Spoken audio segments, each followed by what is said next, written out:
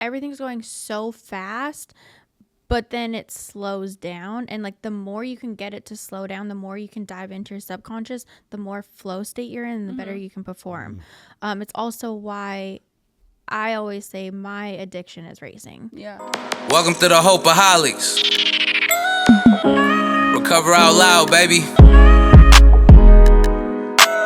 All right, we're live, guys. Shane, we are live. Live and Natalie, We are live. Amber, yeah. Welcome. Thank you. welcome to the Hopeaholics Yeah, podcast. thanks for coming in, man. Thank Crazy. you for having me. Yeah. I'm pumped to be here. Wow.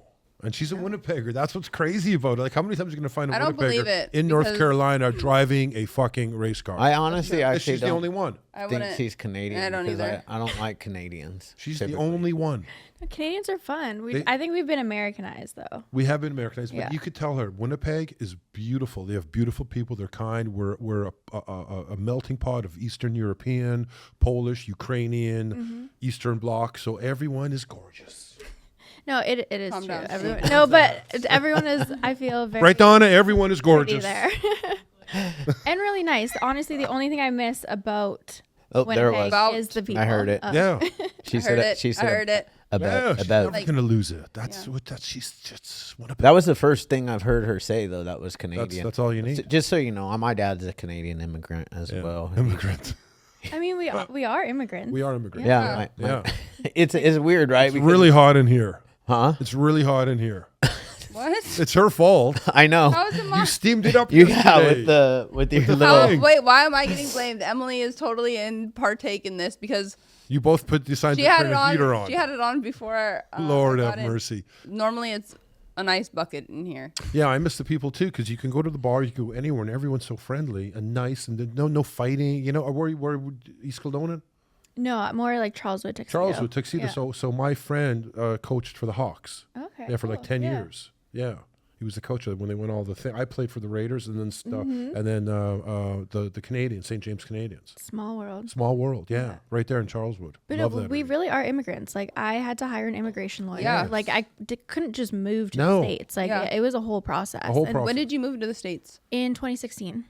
Okay. Yeah, so I've been here for a while. But that was the biggest thing because I was in school when I wanted to move to the States and become a NASCAR driver. I'm like, how in the heck am I even going to make this happen? Like, I got to hire an immigration lawyer. Like, you can't just move to the States. It's Yeah. not Yeah. that easy. No. And Yeah. I wanted to do it the right way, of course, because I want to Yeah. stay there. Yeah. So, Yeah.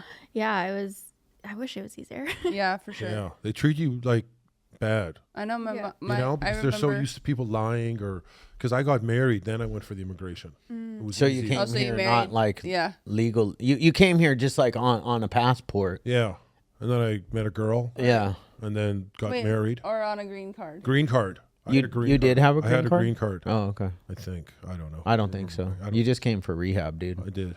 Yeah. I stayed Did you? illegally. I got married and had 3 kids. I've been posing ever since. No, but it takes like forever because I remember actually my so my mom had to do the same thing for herself and then my grandparents as well, and it was like such a Yeah. process. Yeah, I still don't have my citizenship. Like, I'm still a Canadian citizen, U.S. resident. Yeah. But, like, I'd love to be dual eventually. Yeah. Shane got his, so Yeah. if he can get his, You can do get your seriously, Oh, for anything sure. is possible. I didn't think that it Are you would be married now? possible. I'm not married now. boyfriend in the States? Nope. Oh, really? Yeah. Oh, all right. And you live North Carolina. Yep. North Carolina is beautiful. I have It a few is. really So good friends out there. Really good friends. Well, anytime you guys want to come, let me know. Yeah, North Carolina's gorgeous. It is Yeah. Yeah. gorgeous. What made you pick North Carolina? So that's where the NASCAR headquarters are, and then that's where all the NASCAR shops are. Yeah, race all the shops. drivers, Okay. All the everyone's- teams are yeah, based out of there. yeah. Like, how I describe it is, if you want to be a country music artist, Yep, you go to go to Nashville. Yeah. You want to be a actress, you come to LA. Sure. If you want to be a race car driver, you move to NASCAR. Yeah, North or move to Carolina. North Carolina. Yeah. Yeah. And then that was just one of those things where Have you always wanted to be a race car driver since you were like a little girl? Yeah. So I'm a third generation race car driver. My mom's dad raced. So And it's then in your blood. It is. It's in my blood, like literally from my mom and dad. Because Okay. my dad still races to this day. But my whole family, they're dirt track racers and they raced on weekends. They still had 9-to-5 jobs. Growing up in Canada, we raced mainly in the northern states of like North Dakota, Minnesota. And I went to school and tried to do the normal life type of thing. And I was in class one day and I was like, I couldn't stop thinking about racing. Like it consumed my mind. Every project I could do, I did it on racing. Like we had to do a business plan for entrepreneurship and I did on racing, like everything was racing. And then I finally was just like, went home to my parents. I'm like, I can't do this anymore. Like I need to race cars for a living. I cannot imagine doing anything else. And they're like, all right, well, if that's what you want to do, like go for it. Like, we can't financially support that. I was like, I understand. They're like, but we morally support it. Like we believe in you and, you can be whoever. And so I'm super grateful that I have great parents that, Totally. have believed in me and let me kind of chase my dreams and move to another country. And that was about 10 years ago. Wow. Yeah. Are you the only child? I am. Yeah. Wow. So Yeah. it's even bigger. It's amazing. Yeah. Yeah. My parents would say, "Get your head out of the clouds," when I had a dream like that. So it's nice that her parents were kind of supportive like that. I mean, it's a big thing. Well, I think it's also one of those things is like a lot of people that if you tell somebody one of your dreams or something like that, it's hard for them to see because they don't see the vision. Yeah. They're not in your head. Yeah. Exactly. So, of course, some might say, "Get your head out of the clouds." Yeah.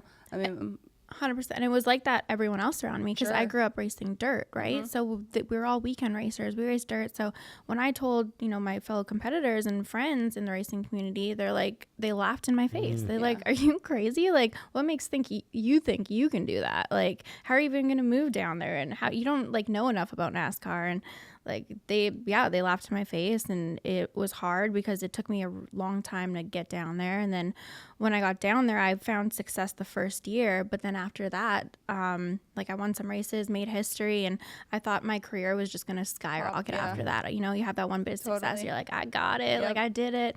And then I couldn't get more sponsorship to keep moving up the ladder. And there was probably 4 or 5 years that I was like, just racing here and there, trying to scrape by, figure it out, get sponsors. And every year I'm like, can I keep doing this? Because I was absolutely broke. Yeah. Being on a visa, you are not allowed to work outside of what your visa's for. My visa's for racing cars. Well, I was only racing cars here and there because I didn't have enough money to do it. And so I was completely broke. I was like not even getting to race cars. I didn't know anybody down there. I was away from my family, my friends. And honestly, it was a really like depressing time. It was a couple of years. It was really difficult because all I wanted to do was race cars. And I just like grinded to find the money to do it. And it wasn't happening. And, you kind of get to that point where you're like, do I just keep putting in the work and keep on this path and try to make this happen, or do I go back home? Do I give up? And everyone's like, well, what's your plan B? I'm like, I don't have one. Like this is what I want to She do. burnt the ships. Yeah. And you have, grandma calling being like, why don't you just do like pit road reporting or broadcasting? I'm like, because I didn't come all this way to do that. I came here to race cars. I want to be behind the wheel. That's what my love is. So but obviously I kept fighting. Yeah, for sure. I mean, it makes you have to really, obviously it proves that you really want to do this. And so you have to turn inward and just put one foot in front of the other and keep believing in yourself and keep going.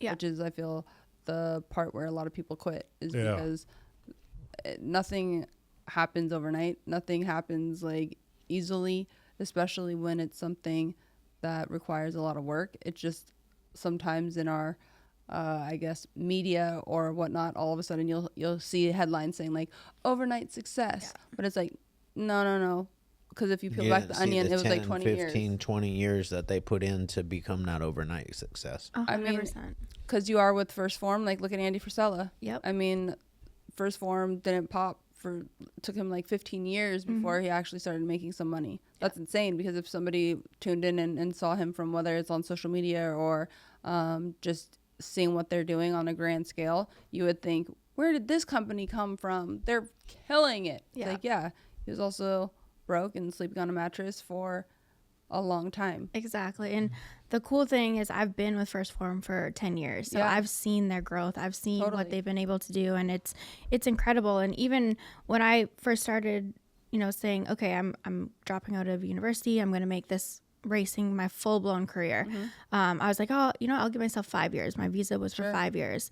Those 5 years came up, I still wasn't where I was at. And then I said, you know what, F this. I don't care how long it takes. I'm going to make this shit happen. And I'm just going to keep grinding until I figure it out.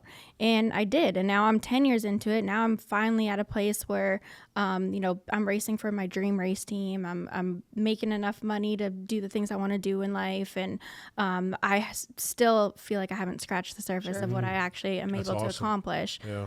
Like now I feel like I'm just getting started now. Yeah. But when it comes to your dreams, you cannot put a timeline on it, especially if you're someone that, doesn't come from money or has maybe a hard past or rough past or don't have all the resources in front of you. You have to know that it might take you a little longer, but the person you're going to become along the way, the lessons you're going to learn, that's where the gold is, because I would not be able to look in the mirror and be proud of the woman I am if I did not go through this 10 years of struggle to get there. And I think it's just extremely important to hold the vision that you want for your life. We all have an idea of what we want our life to look like, and you just keep working internally and externally till you get there. And I think the biggest thing is people don't realize how big the internal work is, like how important that is. I honestly think the internal work is more important than the external, grinding on your computer and whatever else. I was going to say I agree for a sport that's so fast, but you're right. With mental health, the way we are now, how bad it is, people do have to think about it on a daily basis. You really should. I mean, I feel like everybody should. You do 3, 4, 5 things a day for your. So do I. So does he for our mental health. Yeah, you have to. Yeah. And I feel like it goes across the board. But circling back with what you said is because you say it all the time. One more. Is the journey. Yeah. Oh, yeah. To appreciate the journey. Chad says it a lot. Yeah. Is that we're so caught up in like the final destination. Yep. Where the journey is where magic happens. Because the journey is where you push through a lot of things, or you get to celebrate some wins, because usually you'll get a little nugget that gives you a little glimmer of hope to keep on chugging along, because 100%. it's tough out there. Yeah. With whatever it is. That's the spot that most people get caught up in, is they're so focused on the destination that they're not getting all of the insight and amazingness of the actual journey, that internal work that you have to do to keep pushing, because it's like life in general is like working out, right? You go to the gym and you start working out. You go one day and you work out and you see 0 results. Yeah. You're in there for 6 months, you still see barely any results. A year, little bit. A year you're starting to see a little bit of results. Yeah.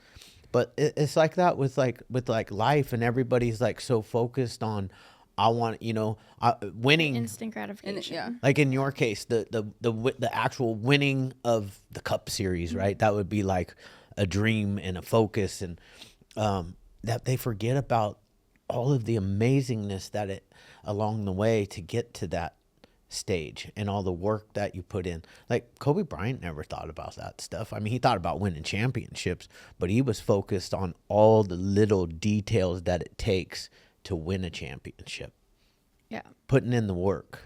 Well, it takes so much internal growth as well that you're having to kind of push through and go through, and that's why when you do reach that so-called final destination, which there it does isn't is one. There isn't one, because then you and then set there's new another goals. one. There has to be something next, and I don't mean to keep bringing up Kobe Bryant, but he's somebody, because he's a guy that made it to the very, very top, right? And a lot of guys make it to the top, and then what? And then they retire, right? So he can't play basketball anymore. Well, he immediately went on and did other dreams that he had, writing a book. Producing a movie. He won a Grammy, Emmy. What did he win? I think it was an Emmy, but he had his little production company doing all of that. Plus, I think Kobe speaks multiple languages as well, so he was constantly learning, constantly. I think his first language was Italian, actually. Yeah, I he think grew so. up in Italy. Because he can speak Italian and Spanish for sure. But yeah, you're right. Fluently. Yeah.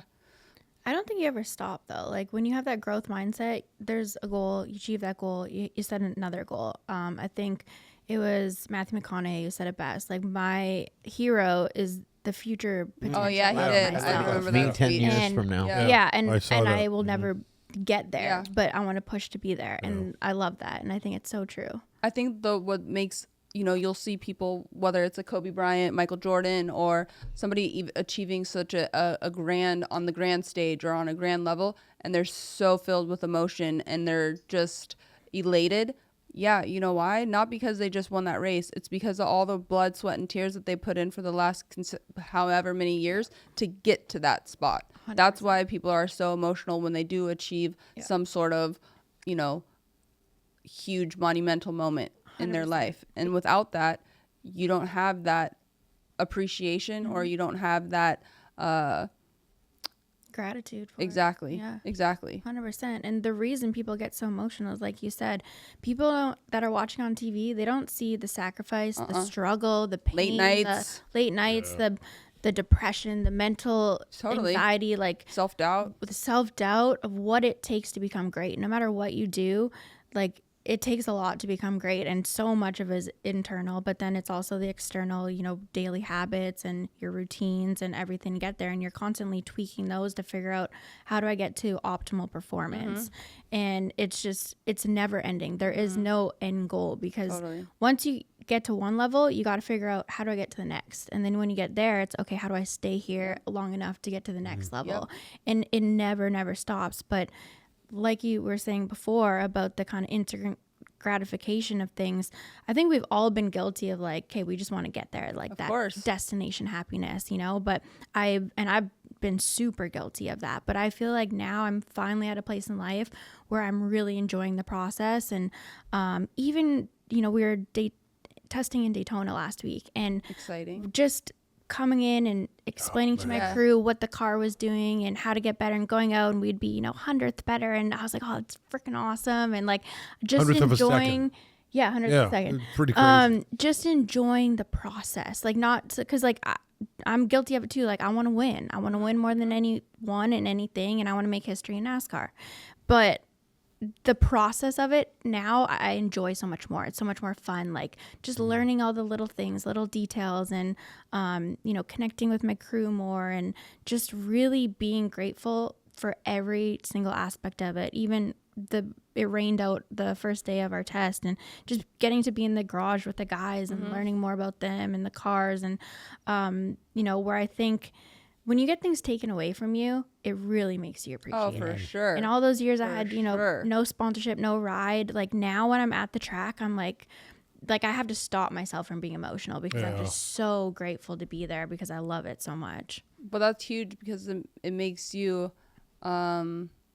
really appreciate where you're at. And I feel you're right. Sometimes we fall into this go, hurry, because you want to get to the final destination. And then, you hear some people say, well, as they get older, that they wish that they enjoyed the journey a little bit more and being present, where you testing, walking and enjoying your time in the garage. Like, those are the moments that you're going to remember and to, like, relish in while they're happening, because you're on the journey. Yeah. Yeah.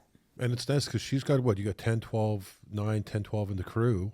And it's just all about her. The fire suits she's putting on, the water. I mean, it's just all about her. She's the spotlight. That's that feeling is so intense. It's so crazy, Isn't though, it? because, like, the driver gets all the accolades, Yeah. and That's a attention. team. But they're Dude. doing those But, guys are like, If your changing team sucks, tires your and- pit and all Oh, that yeah. stuff, Like, then see ya. if you guys knew how hard my team works, Oh, they like, do they're it there all. at 5 in the I morning, and they'll be know. there till 2 a.m. So fixing the car the next night. They don't get banging days out off. the dents. No, like, they're they're in the shop Monday Yeah. to Friday, and then they're at the track Yep. Saturdays. Yes. Like, nobody works harder than The crew. the crew Yeah. in NASCAR. It's Like, crazy. it's insane. Yeah. And the fact it's like they're doing this so I get to sit there and turn left and go fast, like, this is insane. Like, It is. Great It's feeling. crazy. It's a Yeah. great feeling. Good for you. Yeah, it's nice. Yeah. How long have you been with this team? 10 years. no. Oh, I'm sorry. I thought she was with the same No. team. Oh, No. sorry. I thought. So this will be I did 3 races last year with this team, but it's my first full-time year with them. That's awesome. So I'm really excited about Yeah. it. Yeah. This Team Toyota. Yes. Yeah. Team This is Toyota. Team Toyota, Shane. It's awesome. How about that? It is really What good. did you have? Team what? No, Team Shane earned. Team Shane. I paid for fucking everything. It was a night. It was a How much? night- It's expensive, huh? It is. Well, yeah, Because he she- raced. Yeah. He raced. 40 Really? grand or 40, 50 grand a race. Yeah. Yeah. He Mine, raced. mine are up into six figures. Yeah. Yeah. You see? Crazy. No, Yeah. it's insane. For Jonathan's, race. Yeah. he doesn't race. He races as a hobby, but he literally, I didn't know that. not Jonathan, one of his friends. Oh, okay. He's a businessman. Yeah. But he really loves to race, and so he went ahead and, I mean, the amount of money, because he bought his car, he bought everything. Like That's he's just paying- the entrance fee.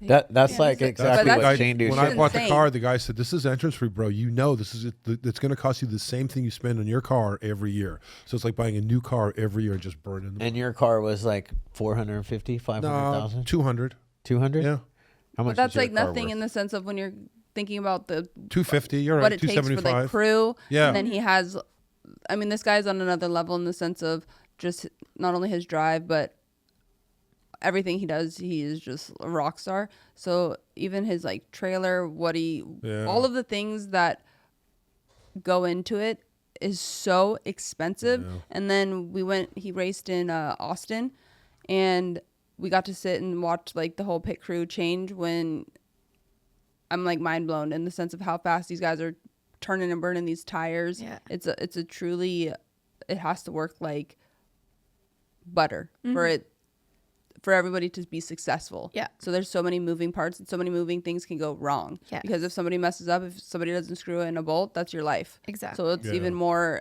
extreme than something else because people die. Yeah, 100%. Like I said before, it really is a team sport. Yeah. It takes a lot of people to make it all happen. And unlike stick and ball sports, there's so many variables that are out of your control. You know, a part breaks, something happens. pavement. Yeah, like there's just so much of your control. And that's one frustrating part, is a lot of the times results don't show what driver's Yeah. capable of, because if your tire goes down, if your clutch burns out, if your track bar breaks, if your crew you know, doesn't do a fast enough pit stop, you're all of a sudden go from first to Yep. 25th. You Yep. know, like there's so much out of your control as a race car driver that results don't always prove what the driver's capable of. But luckily, people in the industry, they know what to look for, just as like an NFL Sure. scout or something. So that they know, the people in the industry, they know who's good, they know who's not. Yeah. But it's the fans watching on TV. Yeah. Sometimes it's hard for them to know what's going on. Even my parents come to a lot of my races, and they have headsets that Yeah. they listen to, so they know what's going on 24/7. Because I'll get on the radio, I'll tell them, you know, the car's doing this, doing that, and they'll say, you know, we'll have a race strategy. So if you get to go to the race and have the headset on and know everything that's going on, it's way more entertaining too. way And more it's way more entertaining. entertaining because you know what's going Yeah. on. But Yeah. there's so much that the fans don't get to hear and see.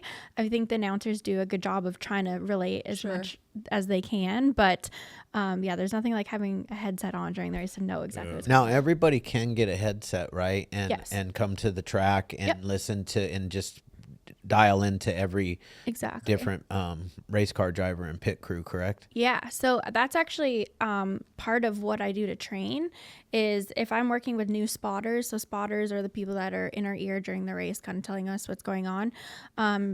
You have to trust your spotter, right? Because they're telling you yeah. clear, not clear.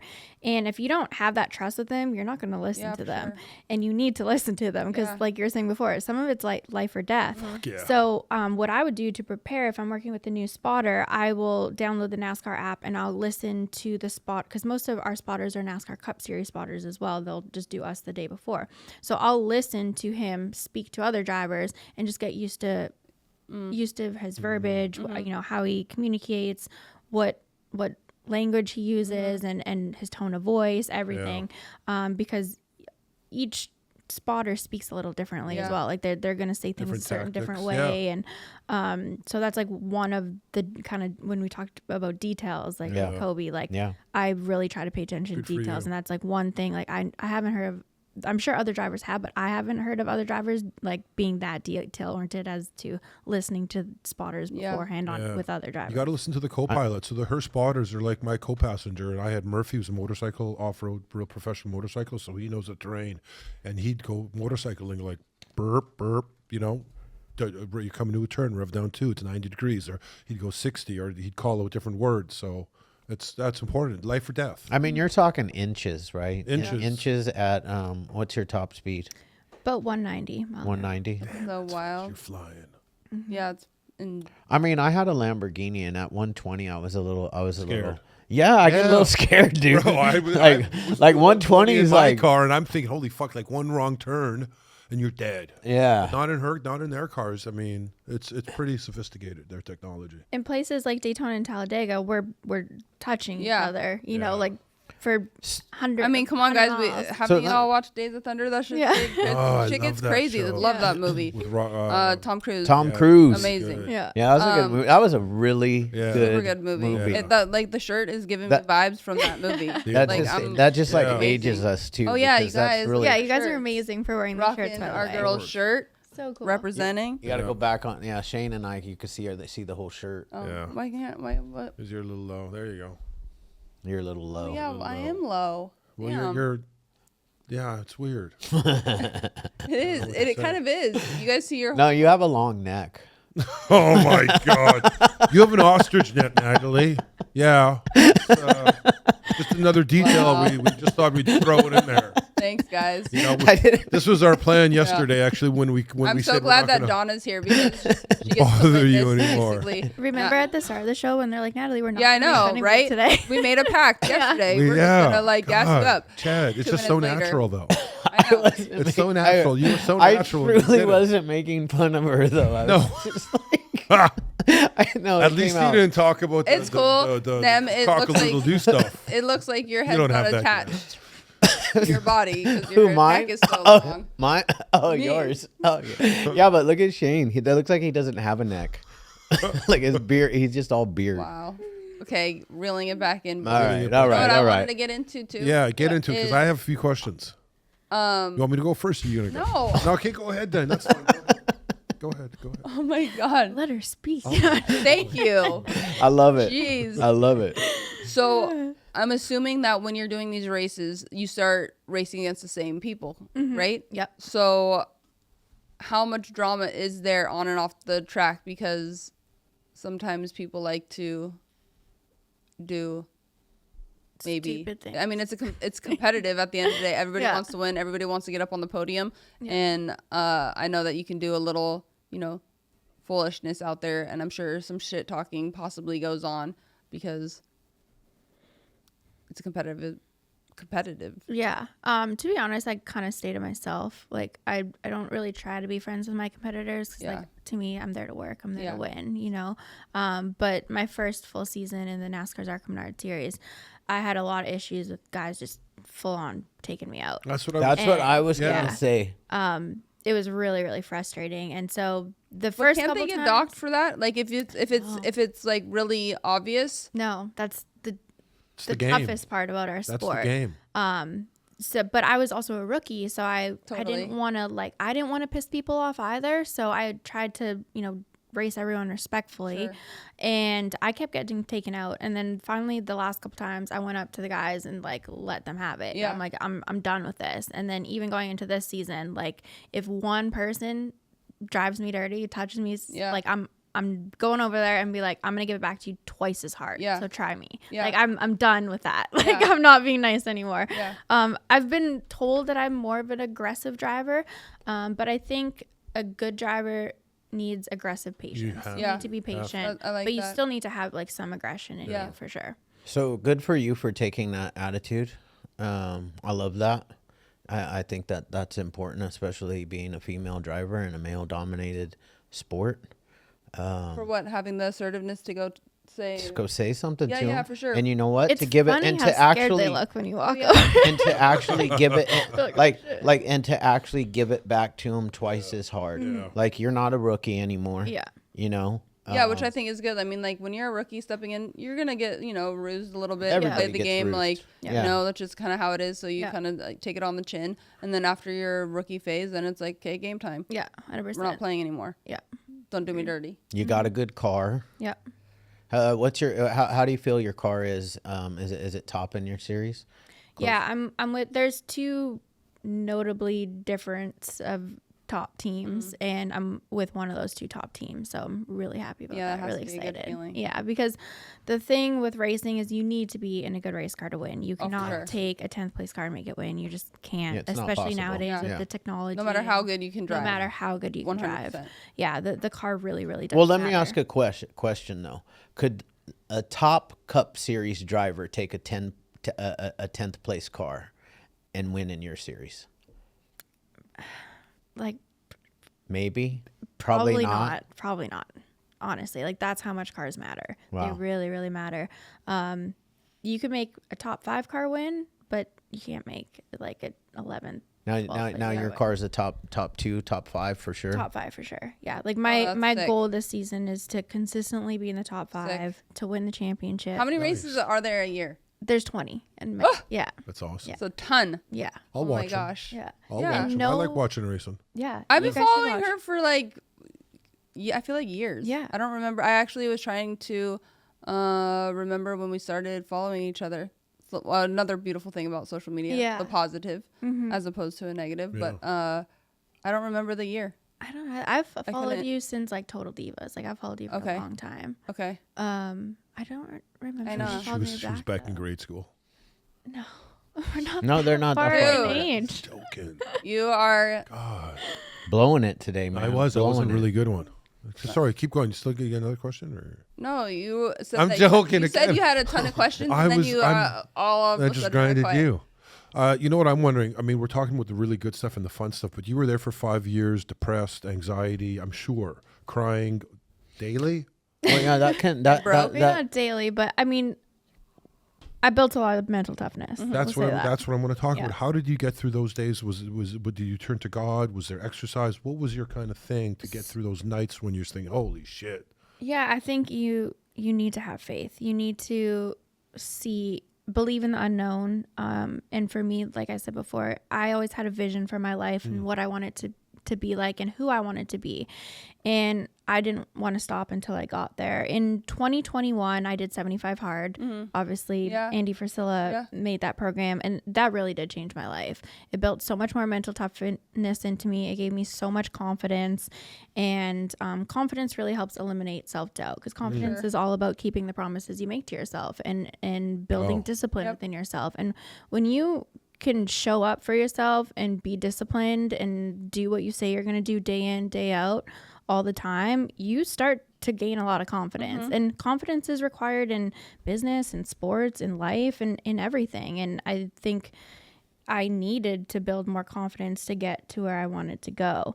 Also in summer 2022, I had a lot of personal crap happen that I didn't expect to happen, and was a really low moment in my life. And I took a lot of what I learned from 75 hard, but also like I loved the reading aspect of it. I'm big into reading, big into meditation, like just got super, super spiritual. And, you know, whether you believe in God or the universe, how whatever name you'd like to put to it, I just think having that faith and knowing that they have your back and believing in them and knowing that you guys are working together to build your vision. And I just got way more spiritual. I got, and I used the pain and turned it in to build me. Like I was like, I'm not letting this pain and what I'm going through knock me down. Like I remember laying in bed and just like being like numb, like being like, I can't believe all this is happening to me right now.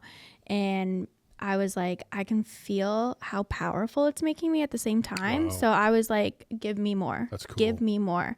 And it did. It did. God, universe, when you ask, they come back to you. So then business, like my sponsor was going back on not doing as many races after that. So like I just kept getting hit and hit and hit. And I was like, I know this is going to build me into the person I need to become for that next level.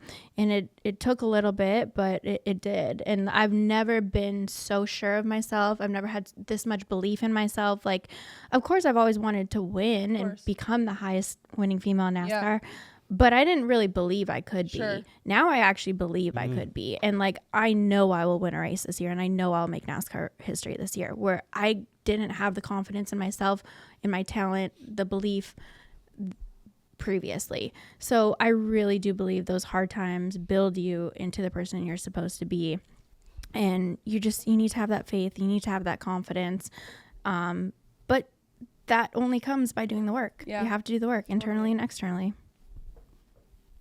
I love that. That's awesome. Those are facts. Yeah, facts. So let me ask you a question that's kind of on the same topic. You reached out to us on Instagram. And we never really got into the reason why, even because we did the Zoom call, and we don't want to know why you wanted to come on our podcast. Now I'm asking you, how come you wanted to come on our podcast? Oh, there's lots of reasons. One, I just love the Hopeaholics. Like, I've been through a lot of crap in my life, and I've had to have hope through a lot of it. I know a lot of what you guys do as addicts. I've never been an addict of any sort, but I have went through a lot of hard times. I did deal with the eating disorder when I was younger, so I understand like the mindset of, you know, I'm 7 years good on that. Oh, good. Which is, Congratulations. thank That's you. hard. Yeah. It is tough. That's That's the very toughest. hard, Big and one. it's actually a more challenging issue than overcoming substance use disorder. Really? Yeah. Wow. Yeah, it's a tough one. I mean, Good for you. props on that. Yeah. Thank you. A cool part that kind of ties into all this, though, like I've shared that I've followed you for a while. So, like I said, I'm really spiritual, huge believer in manifestation. And in 2013, I made a vision board. And on this vision board, I had, you know, the NASCAR series. I had the state of North Carolina. And I remember this year, I went back to my parents' house and they still had it in their basement. wow. I looked at it and I was like, I've accomplished every single thing on this vision board except one thing. You were on that vision board. I knew it. What? You I were had the a corner photo, right. I had a photo of you on my vision board. That's awesome. And I That's had crazy. Yes. That just gave me chills. That's awesome. crazy. So I had a photo of the Total Divas. I also had a photo of like the Kardashians because at one point I want to And be they on were a back to reality back. TV show. Yeah, they were back to back at the time. Yes, and in 2017 I was on a reality TV show, and like it was called Racing Wives, and our like little thing like looked exactly like your guys's, how like we were like walking up and everything. And then I had you on it because I always loved you, but I wanted to be fit like you. And I at that point, I think I had my eating disorder at that time. I figured, yeah, obviously. And I was like, I want to look like her because she's fit and she looks healthy and she looks great. And like, I just want a body like that. Wow. And the last, I don't know, like 5-6 years, I've like been really into fitness. And now when I look in the mirror, I love my body. Yeah. I'm like, even if it fluctuates, which we all do, right? Yeah. Like, I'm like, damn. Especially us females, Yeah. man, do we fluctuate? Yeah. And like, I'm so strong. Like, I'm the strongest I've ever been. And Nice. now I work out to be a great race car driver, not to be skinny, which is fantastic. Yeah. And then the byproduct of that is getting to look in the mirror and being like, I look great. And I actually believe I look great. So, all of that is crazy. And then now I'm on your podcast. Yeah, that is so wild. it's just, the universe, God, it all works. Like I love it. Well, again, Natalie, thank you. Yeah. No, I mean, that's We like planned all of this. stuff like that to Yeah, me we is did. everything. Yeah. It means the most to me because, you know, at that time when you put me on your vision board, I'm not the same person in the sense of the self-doubt was going. I was on a reality TV show and, That you know, the messes number with- one wrestling company that there is on television globally 2 nights a week. Smackdown. That's Yeah. insane. And Yeah. still like the self-doubt, all of the things, but I was fresh out of rehab as well, so that probably didn't help, but you know, I appreciate where I'm at right now, sitting in this seat across from you, hearing something like that, because if I didn't push through, if I didn't believe in myself enough to keep going, I would have never got to meet you. I would have never got to meet Shane, Chad, Donna, Emily. Like, this is everything. Like, hearing that is amazing. Yeah. I remember after I forgot that you were on my vision board until after I'm like, whoa, she's on my vision board. I'm like, now I'm going to go meet her. That is insane. That is insane. Like, it is so crazy. That is crazy. And it's like, thank you for not giving up. Thank you for not giving up, because you don't know how many people you inspire. And that in turn inspires me to never give up, because all the times that I wanted to give up, the reason I didn't quit was, one, I really believed in my potential of what I could be. But the second reason was, I need to show people like me that they can do it. Because if I can do this, if I can be a female in male-dominated sport, Canadian and American sport, someone that doesn't come from money in a rich person sport, like every single obstacle stacked against me. We talked at the beginning of the show that it's like there's a 0.001% chance that mathematically I should make it in NASCAR. If I can do that, then I should show people that you can do anything. Like, you can do anything. You can be anything. It's really just a matter of not giving up and being disciplined, being resourceful, working hard, doing the internal, external work, being a good person. Like, just be a good person, have gratitude, and just never quit. Like, it's so cheesy to say never quit, but that's really what it comes down to. And it's like, do the work. It really requires a ton of work. Yeah, that's a real. That's like that's a good reel because I just the reason I know there was one like there was 5 minutes of good stuff and I saw that Emily was marking it, but the one thing that you said right now that I need to point out, because everybody knows all the other stuff, right? But a lot of people forget to be a good person. Just be a good person. Mm-hmm. Like, do all of the other stuff. Yeah. But also be a good person. It might take you longer to get there, but I think once you're there, it'll stay. It stays. I agree. It stays. It sticks. You don't lose it because you were a horrible person on your way there. Mm-hmm. Well, you're able to enjoy whatever your first goal destination is way more because you know that you weren't, doing people dirty or acting like a terrible human being. Yeah. Unfortunately, a lot of times we have to be ripped from everything that we either had or wanted to really start doing. You got to be in a lot of pain to move. That's how I am, unfortunately. I wish I wasn't, but in order to change and to make those like big growth little spurts, I have to be basically on my knees like, God help me. Yeah. When I'm at a low moment, and then finally you start slowly making the progress, doing all the internal work, and then lo and behold, things do end up getting better. So it's like for you, because we do live in a social media era where so many little girls are looking up at you and following you. You just tested and your shoot looked sick that you just did. It was last week or a couple days ago? Yesterday. Yeah. Oh my God. Social media is crazy. I just saw it and I thought it was like just naturally last week. Yeah. And that gives them, oh my goodness, look at her. Yeah. I can do it too. I want to race cars. Where that's awesome. And if you however long ago decided, because shit's hard. Yeah. Obviously, it's easy to give up. And that's why a lot of people quit, is because nothing is easy. No.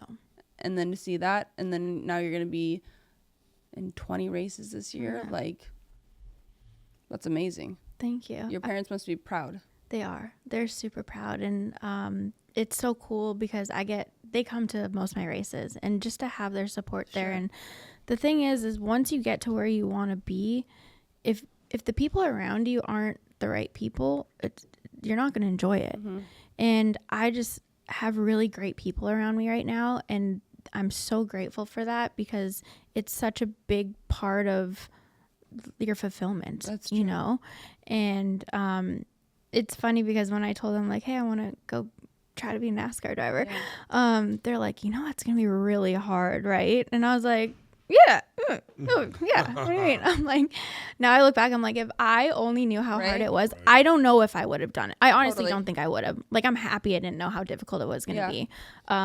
But like you said before, like the person you turn into through all the pain and the struggle. And I do think, I hate that it's that way, but I do think the most growth in life is built through pain and built through struggle. Because it just shifts you into gear, I guess. And then it gives you why you're able to sit here today and say, you have this self-confidence is because you had to do that just gnarly internal work that is such a pain in the ass that nobody wants to do. I don't want to do any of it. Mm-hmm. I never do. I mean, it's just because I want an ideal world. I want instant gratification too. Mm-hmm. I don't want to have to do all the things, but that's just not life. And for you to be able, because you have that self-esteem, you built it. And that's why you're able to walk into a room or go out at a race and now have that real self-belief. I mean, Deion Sanders says it all the time. Belief is really what it comes down to first. If you don't believe in yourself, how do you expect other people, how do you expect sponsorships to believe in you or throw money at you or sponsor races or want you to represent their brand if you're kind of wishy-washy. You have to have that strong belief alone that you know what you're like striving for, and then others will see it because it'll come out. Absolutely. And I think the biggest misconception with like confidence and self-belief though is that people just have it or they don't. Yeah. And that's not the case. Yeah. It is a skill. It is a skill that you have to build, just like working out. Oh, yeah. You can build a muscle. If you don't continue to work out that muscle, you're going to lose it. And that's why, I continue to read every day. I continue to meditate every day. I continue to work out every day. I continue to spend time in nature every day. Like, I know through going through pain what I need to do to keep me mentally clear-headed. And if I don't continue to do those things, it's easy to slip back down again. And so it's all those mundane little tasks that you don't think really matter, but they do because they add up, and the consistency of it and the longevity of it is required to get you to where you want to be. Oh, for sure. Yeah. It's the same in recovery. Yeah, exactly. Daily reprieve. Here's the thing. You're spot on, because like I wasn't born with self-confidence at all. I was actually born a very shy, introverted kid with a zero self-confidence. And that is one of the reasons why I became an addict, though, is because alcohol and drugs gave me a false sense of confidence when I used them for the first time. But the problem is as I started using them, I became worse and more pathetic and more or less self-confident, or whatever the opposite of self-confident. Insecure. Very insecure. And and how I built my confidence today is that, like, when I make a commitment to myself, I keep it. Yes. Because self-confidence has nothing to do with anybody else. No. It has 100% everything to do with the accountability that you give yourself. So if I tell you I'm going to do something, I do it. Sometimes though, people, they tell themselves they're going to do something, like I'm going to get up tomorrow and go to the gym. And then when they don't, that takes away a little piece of your self-confidence, because you're like, I can't do what I commit to myself to do. Yep. And it takes a mindset, and it's not like we just all of a sudden have that mindset. I have worked 25 years to be where I am right now, mentally, not even business-wise, just mentally. But I believe once you get the mental figured out, I mean, you never have it completely figured out, obviously, but once you kind of learn what you need to do to be mentally in a good place, all the other stuff in your life just kind of comes together a lot easier. It does. Again, nothing's easy, but I've really found when I find success in life, in business and racing, it's because I got my mind right. Totally. It just like kind of falls into place way easier than me trying to put a puzzle piece into the wrong spot. Exactly. Yeah. I mean, what happened with us, you guys? Well, this was a puzzle piece. I mean, we all just fell together, I was listening. So I listen to a lot of motivate. I also want to tell the audience that, like, it matters what you feed your brain with, not just nutrition and what you allow to go through your ears. And this morning I was listening to, what did you just say right now? Because I just threw myself off by going on a sidetracked, and you probably don't remember. No, I just said that's what brought us together. Oh, us falling together. Yeah, we fell together. Well, there was a saying on my little thing today that says, sometimes good things fall apart so better things can fall together. 100%. And sometimes you think that this is the good thing, and then all of a sudden it just falls apart, and then people are stuck on like looking at that, and they're like, this sucks. But I'm like a real proponent of when a door closes, Something's better is coming. there's a way better. So when things start falling, good things start falling, I'm like, whoa, what's next? What is gonna be through door number 2? Yeah. And that just takes time. Yeah, bro. Like, And it's You not don't know always that better. at 20. It's not always better though. Sometimes it could be sideways. Well, it could be backwards. hard. It could be hard, but there's always But something hard is good, something's man. always going to open up. People don't realize that hard is good. Yeah. It might not turn good right away, Yeah. but eventually, Yeah. like the saying, everything happens for a reason. It's true. Yeah, Like it I is. think everything always is leading you to the path where you want to be.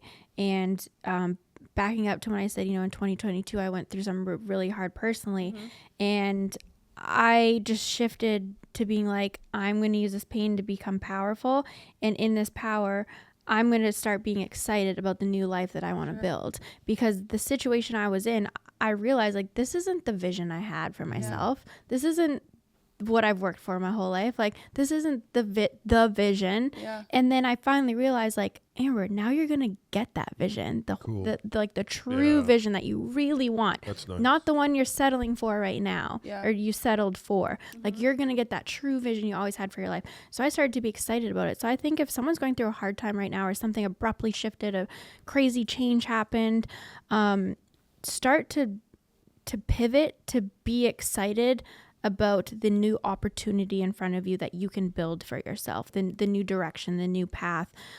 See it as a positive.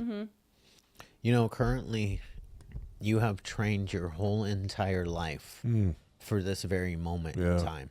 You have.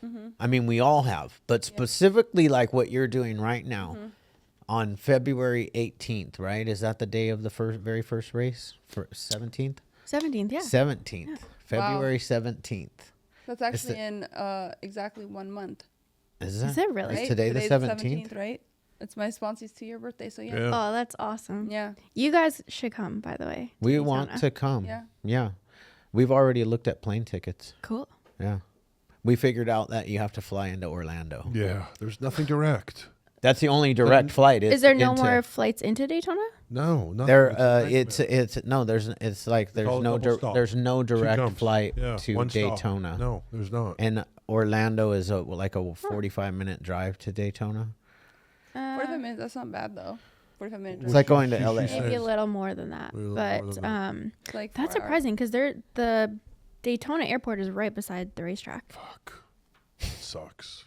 That is wild. Yeah. Yeah. I have a question on, so for you guys in your races, who covers, because I always look at everything like, professional athlete type thing. Yeah. And WWE is very, very different than like NFL or MLB, where they're getting private planes and getting chartered and everything is great. We're in rental cars and not that great, and we're paying for it, except for our flight, the flight that they would cover. But how about you guys? Do you guys have to cover all your travel, all your expenses and everything? So it depends on the team you're with, depends on the level you're at in NASCAR. Currently, the level that I'm at, we have charter planes. Okay. So anything that's more than 6 hours away, we charter planes. If it's within 6 hours, we drive. Once you get to the cup level, you're flying on planes pretty much everywhere. Yeah. Unless it's really close. Like in North Carolina, we have Charlotte Motor Speedway, which is right there. And then there's tracks in Virginia, tracks in Tennessee. Like there's some tracks that are really close. Yeah. So drivers can drive to those. But for usually anything more than 6 hours, we fly. Hotel rooms are taken care of. So yeah, they mainly take care of it. But again, it depends on the race team and what's all included in the deal you have with them. Do most of the drivers live in North Carolina? Yeah, Because- like yeah. I'd say 95% of them. Yeah. Yeah. That makes sense. Crazy. How did your test go? It was going really well, and then my track bar broke just out of nowhere. So the track bar is like the trail. Is that the trail arm? Or is that the sway bar kind of? So it's part of the rear end. Okay, so it's the sway bar. It keeps the car from. It's not exactly the sway bar, but Okay. it's similar. Yeah, Okay. yeah. All right. But so testing is used to try to make the car go faster for the race, right? So they're trying different things during the test, and unfortunately, a part of mine broke. But the rest of my teammates were 1, 2, 3, 4. So if we didn't do that and we got to draft with them, we would have been in the top 5. That's awesome. Oh wow. So let me ask you a question. How many people are on your team, or on the Toyota team? So usually it's a 4-car team. Okay. my sponsorship came together super late. For the first time ever in history of this team, they've made it a 5-car team for me, which I'm super grateful for. Wow. So they basically saw you and then added you.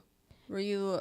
Yeah, I was a late ad, Wow. but I did 3 races with them last year and performed well in their Yeah. equipment, and so they wouldn't have done it if I didn't perform Yeah, well. Of course. No. And they didn't Yeah. believe in me. Yeah. So it's a 5-car team, which is a big team. Usually you only have up to 4, but it's great because there's a lot of benefits of it. We can share a lot of information with each other, a lot of knowledge, and I can even go to my teammates and we can discuss what we're feeling in the cars to kind of make sure we're on the same pages with everything. And it's just more resources, which is great. Where the first season I raced in ARCA, I was on a single car team, so it was just me. Oh, So I didn't have yeah. my crew chief didn't have other crew chiefs to talk to about what they're doing, and I didn't have any other drivers to compare notes to. So I think that's going to be a huge advantage going into this season. Yeah, for sure. That's awesome. And they're all, I'm assuming, men, right? I have one female. Oh. Yeah, me and her are actually the only females Wow. in the ARCA series full time, and we're super similar. Like, we're both super feminine, and we get along really great, which is awesome. Yeah, because that's great. it would suck if we didn't That like would each be other. terrible. That would Yeah, be terrible. That would it be would. nightmare. Yes. Yeah. So Especially what's the name of your series again? The NASCAR's ARCA Menard series. Yeah, so we race usually the day before the NASCAR Cup Series. Oh my God, how exciting. Yeah, That's so we like race so the day wild. before the Daytona 500. Holy shit. That is, On the same track, I met a winner of the Daytona 500. See, here's the thing. PJ Jones' father. Yeah, Yeah, so my first Pernelli Jones. Yeah, Pernelli Jones. So my Cool. first truck I bought. I was raced from- against his grandson. Yeah. Mm-hmm. So PJ was the first. I bought my Razor, my first Razor, off-road Razor, Right, 'cause they're on racing the West Razor, Coast here. was off PJ in Arizona there. Cool. look at Shane, a little Little racer internal over here. racer. Yeah. I know he's old already. Plus he had health problem. Is he still living? Because he was on Edgy there for a minute. What's going on? The grandfather or Yeah. the dad? The dad, the grandfather actually. I know PJ and his brother. Yeah. They were racing. The brother was a little better than PJ. Okay. I'm not too sure. Okay, yeah, but yeah, Pernelli, yeah. He was Pernelli. 90 Pernelli. something. Yeah. Pernelli. PJ's named after him, Pernelli Jones Jr. Like, here's the thing. I really want to go to Daytona 500. The thing is that her next race is, I've already looked it up. It's right here in Arizona. The next wow. race after Daytona is literally like just a little puddle jump over to Or a car drive. our car drive. drive. Yeah. Yeah. I mean, we're going to a race. We're- It's just oh, a matter of that's- figuring out, that's like, for sure. scheduling wise and which one makes the most sense for I had all a of few us. buddies and that everything, went to because- Daytona because my friend owned UPS or USPS, whatever. Yeah, They had a NASCAR, so Yeah. he's always going to Daytona. He says there's nothing. There's nothing like Daytona. I know it has to work with your schedule, but Daytona is like another. It's another Another level. level. We Yeah, have like, nothing going on. Phoenix on is that it's not time. the No. hype's not there. Like Daytona's our Super Bowl. Like, the hype is okay. there. It's and then Yep. you can watch my race on Saturday, and then I can like hang out with you guys on Sunday Wow. for the Yeah, 500, and yeah. I can take you into the garage and do the tours, and you can. Wow. It's See it almost all. like we have to fly into Orlando from LA Orlando, and then 45 minutes. I'm driving, I don't care. just so we're clear. What? No, I mean I'm driving the No, rental car. she's driving. No, she's not. Fuck that, No dude. way, bro. I'm I driving the can't rental car stand from the way you Orlando, drive. from Orlando to the. Actually, I'll take that back. Now Lisa's a really slow driver when she doesn't know where she's going. Oh yeah. Yeah. Yeah, because yeah, that I have makes no sense. like, am I like, where am I turning? He's and the when worst. it's a rental car, she holds her phone in front of her like this or on this hand. I don't know. Yeah, it's really bad, dude. We went to Well, we if were you gotta in see where you're going. I gotta see. I Yeah. gotta see the map. like or I'm, or do she you want just me to keeps put passing it? exits and makes Like- it which like that 20 would be minutes longer. horrible too. Yeah. At least we got to where we were going. You let her in a time. drive? Yeah. Well, Really? it was her rental car. Wow. Yeah. I would. I didn't know where I was going, and he was supposed to navigate for me and not telling me, like, Yeah. I don't know where I'm going from here. So how am I supposed to be like I don't know where Mario I wasn't- Andretti going down the freeway? It's when- We were in it's Arizona. Andretti. Not Andretti, but that's fine. Okay, sorry. It's on- I just I can't. pronunciation. I would never. Did you I'm did you actually racing against Marco Andretti. Oh really? Yeah, he's doing the ARCA Daytona race. And what is that guy Herp's doing? What is he running? Is he running with the big boys? He runs in the Xfinity series. Xfinity. Yes. Okay. Yeah.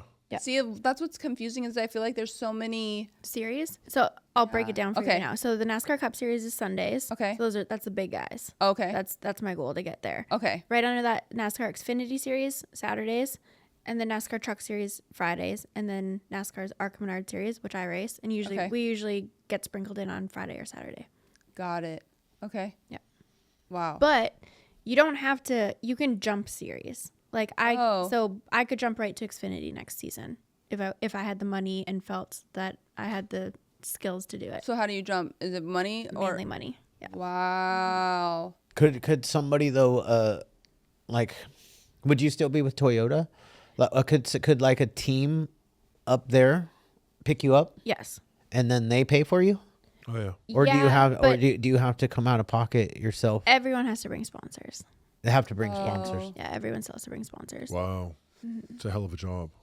Yeah, that's actually. I mean, the teams have sponsorships as well, especially at the cup level. Yeah. But they still usually require some type of monetary value to bring. It might not have to be the whole 20 or 30 million that it costs, but it still needs. Jesus. I It's know. still something you have to come with something. Yeah. Yeah.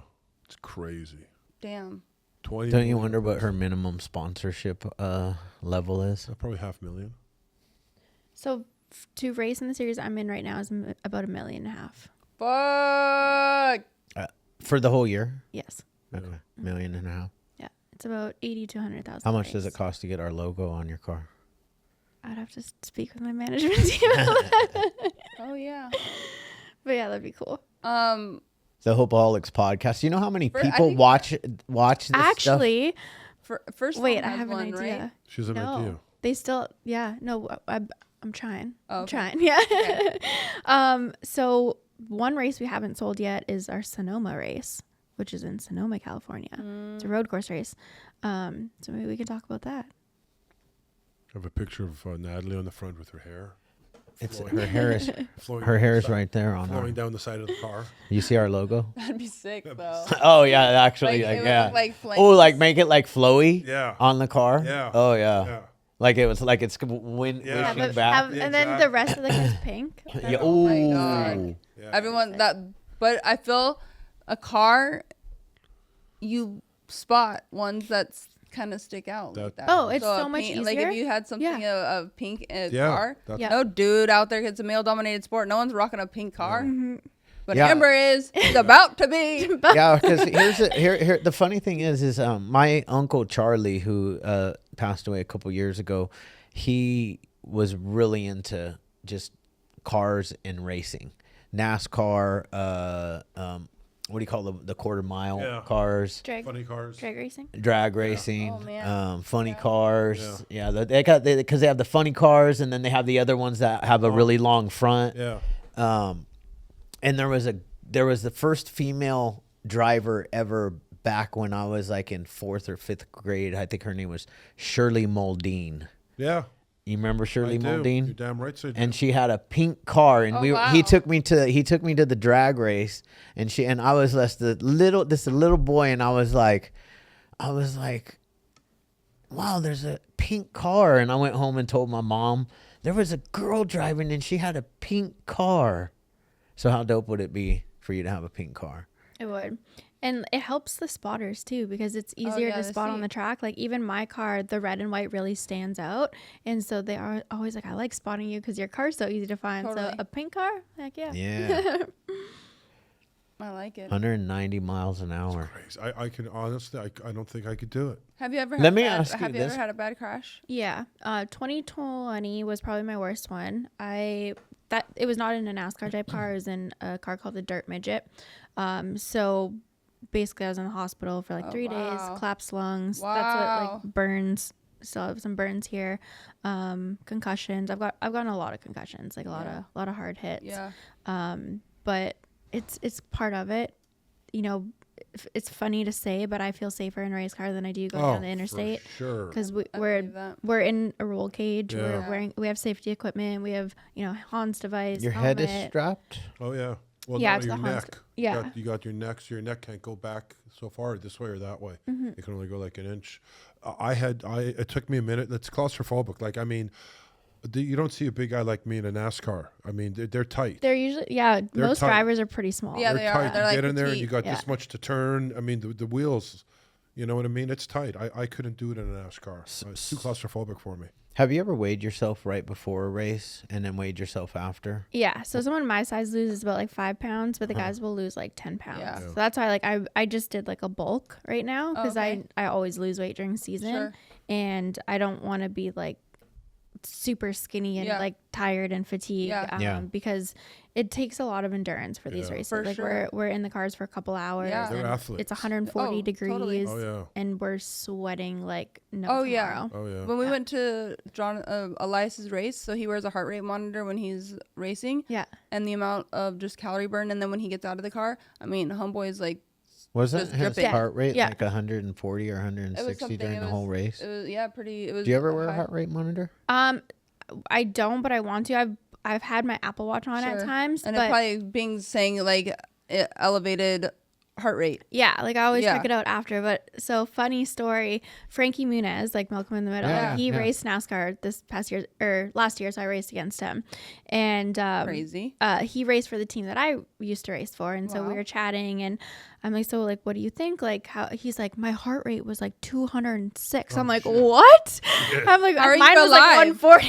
How is he still And I was breathing? like, oh my goodness. He's like, yeah, this is crazy. I'm like, whoa. in cardiac arrest. Yeah. I think it was like 206, 203, 204. It Damn. was somewhere between 203 and 206. And I was just like, holy crap. Yeah, I because looked at, like for hours you're constantly like this, yeah. Yeah. Oh, yeah. like the And- whole time. 100%. I don't think you can't even turn your head, can you? No, we have like full containment seat and everything. Yeah. Yeah, you got the thing. You can't see left or right. I mean, you see an inch. It's nuts. How do you know? And I know these are silly questions, not really silly questions, but to somebody who's never raced cars, like you're literally an inch touching sometimes.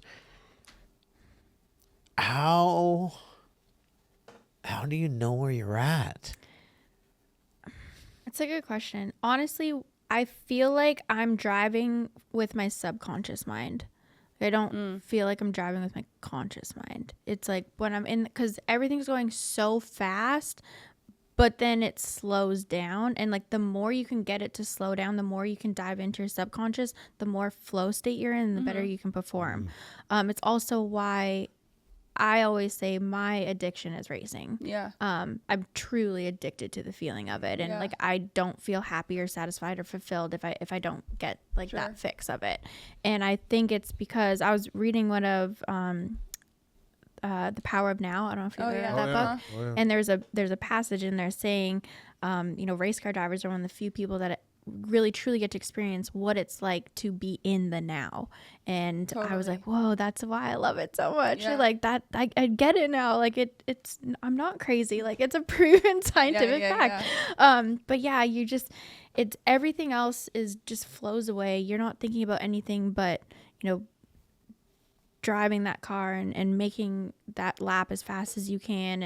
And, you're constantly so aware of everything around you, and the amount of information that you're intaking is insane between the spotter and between like part of my job as a driver is to feel what the car is doing. So feel like under my butt, feel with the throttle, like managing the brake, the gas, the input that I'm putting into the steering wheel.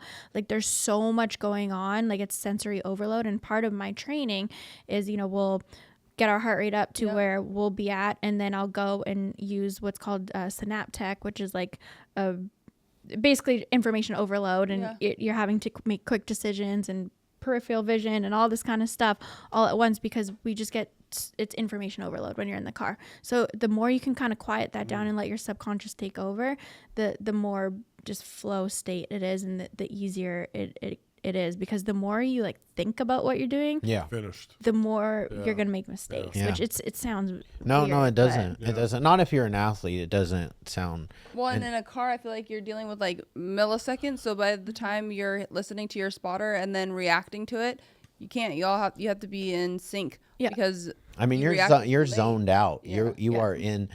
You've got your sport requires you to be on your A game and in the zone. Yes. They always talk about the zone with Otherwise you're basketball. dead. Yes. Yeah. They talk about the zone with basketball players a lot, because basketball players all of a sudden they'll start going off in the the hoop looks like it's this big, and Yeah. so everything's just easy, and they're just draining shots and Yeah. like when Kobe did his 81-point game, it's That's- like he was in the fucking zone. And that's why I really realized this year, the clearer I can have my mind to be, the better I perform.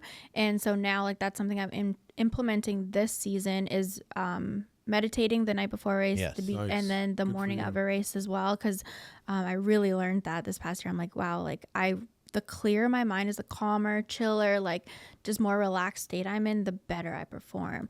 And when I was going through my hard time in 2022, you know, I've had found out something really tragic, and I had to race that week, and my mind was scrambled, and I'm like, how do I hop in? And it was a road course, which I had never done a road course before. And then on top of that, it rained. I'd never raced in the rain before.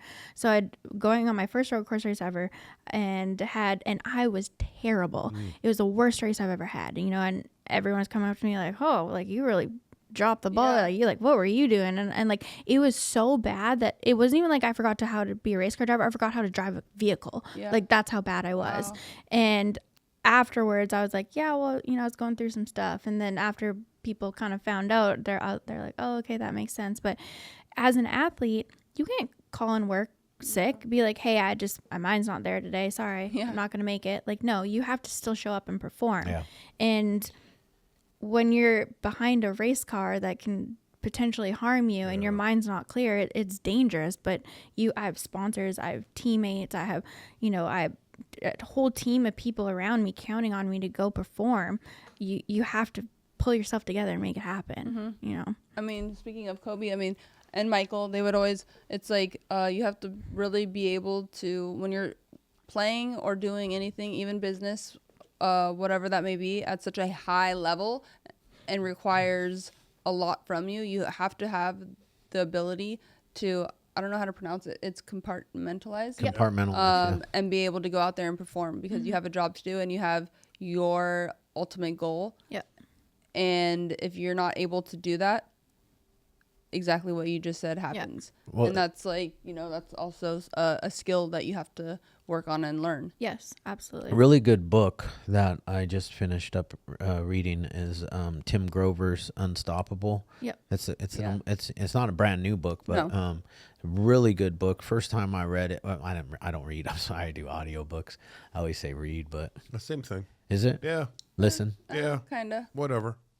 You still retain. Title. I'm like a like I go in with a I know. highlighter and everything. I like them annoying. Wow. I like I to turn can't do pages. that. Yeah, me too. I can't highlight.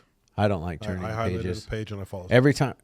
Every time I start to like read the book, I'm like, I feel like I'm more into it. Me Like too. I like absorb it better, and then I can like stop and I can think about like what I just Wow. read, and I can like I apply have it to to reread a page. yeah, you guys are definitely both visual, more so visual. I like audio too, though. I'll listen to audiobooks as well. Yeah. 'Cause I'm into audio. If I books want to and retain podcasts. everything, give me some headphones, the audio, and read along with it.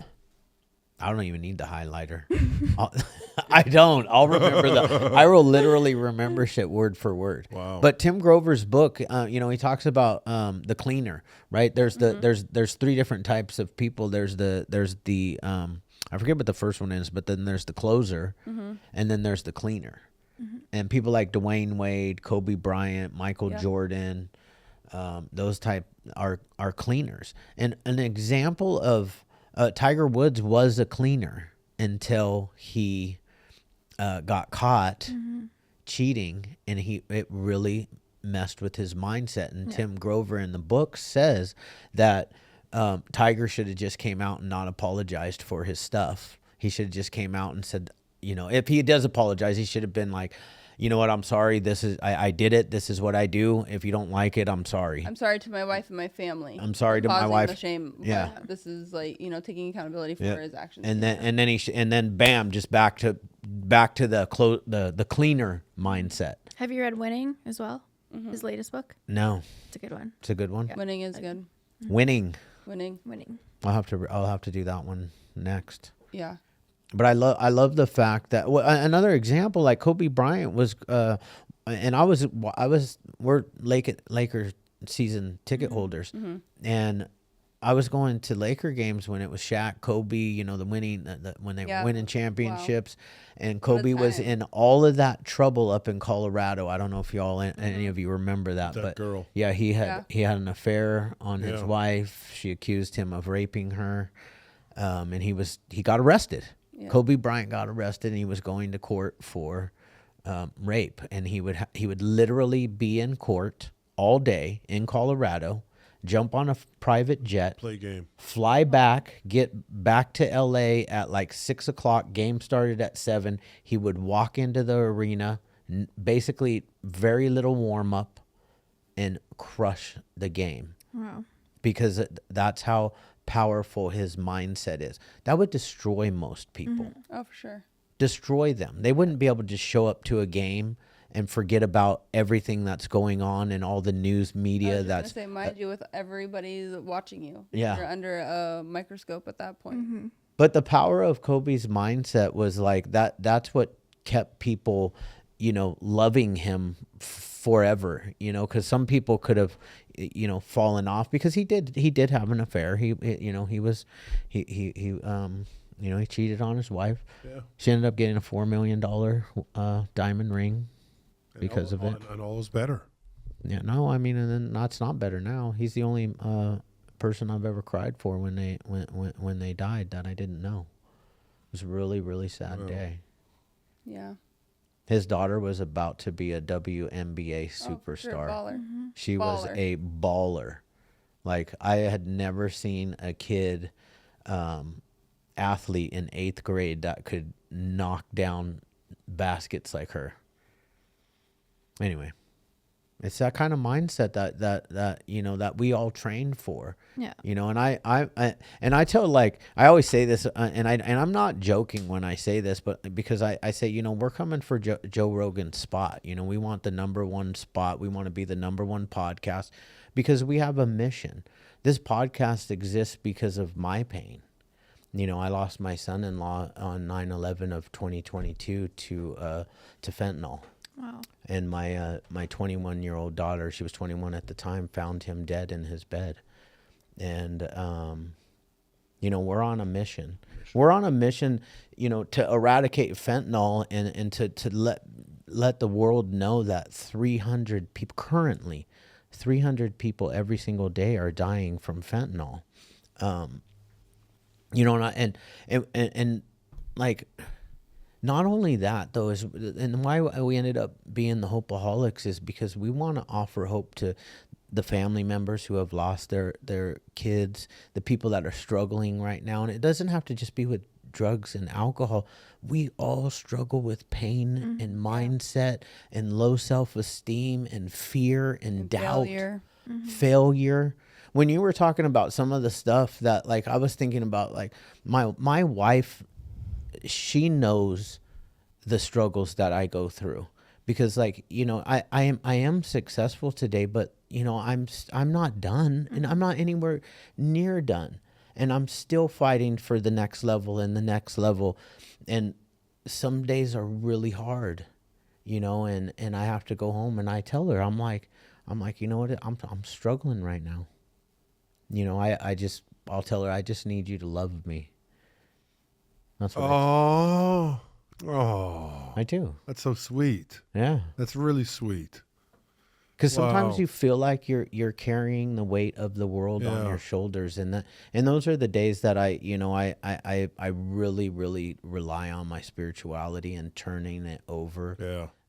You know, to whatever people believe. I'm not. You know, I'm open to that. You know, my God may not be the God for everyone, but it works for me. And just having a personal relationship with some power greater than yourself. I agree. Mm-hmm. Yeah. You know, that's all it has to be. You ever see the Blues Brothers? You're not running the show. I think it's crazy to, like, not think there's some. I know, an atheist. Like, I don't get it. Like, it doesn't even matter what it is to you. Right. It doesn't matter. It could be a goddamn rock. Yeah. It doesn't have to. It could be a rock. Doesn't matter. I had a sponsor and I was like, dude, Don't trip. You're overthinking it. Yeah. As long as you don't think it's you, it could be the chair, the Yeah. tree, the star. So, It doesn't matter. so like, Just believe in especially in the program, right? They call it a power greater than yourself, right? Yeah. Well, just go stand in front of an ocean wave and Yeah. see if that wave won't knock you down. Yeah. That is a power greater than yourself. I think it all comes down to energy. You know? Energy is amazing. It's energy, and it just how everyone has a different idea of it. But I think if you like break it down, it's really just energy. I believe.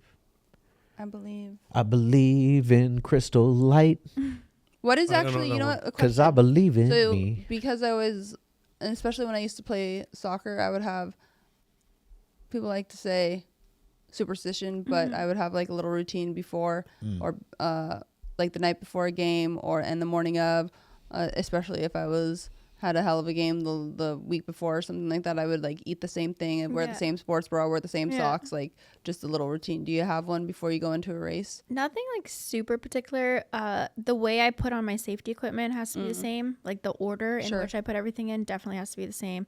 I usually get Starbucks in the morning or just Yeah. like something like carby or Yeah. proteiny. But yeah, nothing. You don't throw up at all? No. Do you get nervous at all? I do, but it's not like a nervousness of like, oh, am I gonna get hurt or Sure. something bad gonna It's happen? It's more like nervous I just want to excitement. perform. Yeah. I Yeah. want to do well, and I want my team to be happy with my results, and because there's just so much work that goes into it Yeah. that I just want everyone to be like, yeah, it was a great day at the racetrack. For sure. I want to say to you that was a great day at the racetrack. I mean, we already have our shirts. I know, I'm right? ready You to guys are go. ready. Like Yeah. we're Good. we're Team Amber. Yeah.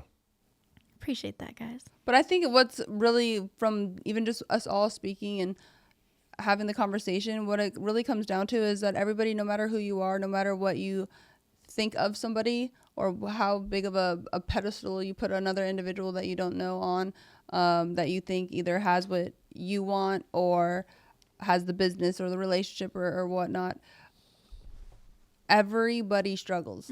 Every single person. Like, even, there's people that can look at Chad, right? He's been in the treatment business for him and his family for 22 years. And treatment centers are hard. And a lot of them start and a lot of them end up not making it because there's a lot of moving components to run a proper facility. And he has those hard days. Everybody, because it's just a natural thing. So it's training the mind, like referring it to the gym every single day. So that way, those times aren't as consistent. Yeah. So like those bad little, because it's just the thought of self-belief and not relying on your higher power. Like, everything's going to work out. Just keep doing what's right and keep going forward and everything's going to be good. But then, the devil likes to creep in and say, you're a piece of shit. You're not going to make it. What do you think? You're so grandiose with your dreams. Like, sit the fuck down. Yeah. Where you have to Come be and able. tell you you're arrogant. Yeah, but let's be honest. You're arrogant. Let's be honest. Her making it or even getting this far was just like she said, 0.00001. There's another 20,000 fucking women that tried exactly what she did. No, And they didn't. No, they No, they didn't. did They didn't not. even quit. try. They They didn't. quit. However, Like- however, Yeah, no. Yeah, however, it They did. wanted. They wanted wanted, it, but and they they didn't might wanna even put in the still. work. This is They what might even They still let have they that let those dream. bad days Yes. overtake them. And That's another the thing. 100,000 men. That's what I was trying to One say. of my biggest pet peeves is when people say it must be nice. Yeah, I know. No, It's annoying. it's like- no. God, work Yeah, like it was. a dog. Yeah, day I worked and like a dog for night. 10 years, Exactly. Totally. battling all this to get here. Yeah, bro. Yeah. Yeah. It's For crazy. For sure. That's Yeah. and Crazy. that's the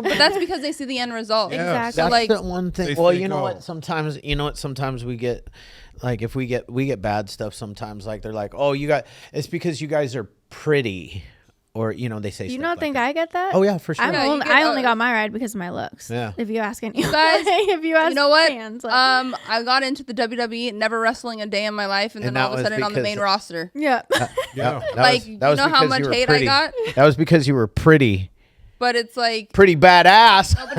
How about that? people I rather liked it. just say Yes. because they It didn't makes- have the work ethic to get there. They Yeah, rather just be like, exactly. oh Feel well, better. she's prettier, she's this or that. Exactly. Like, it makes them feel Exactly. better because they knew that they weren't even courageous enough Yeah. to try in the Yeah, first place. 100%. and that's what it takes a lot to Yes. accomplish whatever it is that somebody else can't see that vision or that goal. It takes a lot of courage to even try, because the moral of the story is you're going to fail a ton, and you have to be okay to just get yourself back up and keep on trugging along. Yeah. A lot of people will fail that one time, have that feeling, and then all of a sudden they're It's done. too- And that's why those girls it's too that you're talking hard. about, Yeah. they didn't make Didn't it, make it. because they either failed or they didn't have enough courage or belief to step out there and give it a go, because Yeah.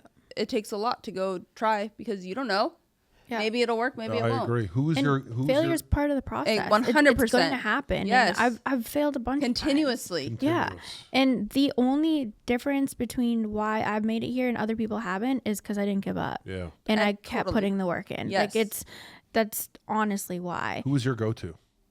As far as Like when you were down and sad and you're crying, who's your go-to? I mean, I have awesome parents. Yeah. Like I have great parents. That's always really helped. But sometimes you just gotta rely on yourself and dig deep. You, like, Inward, man. Yeah.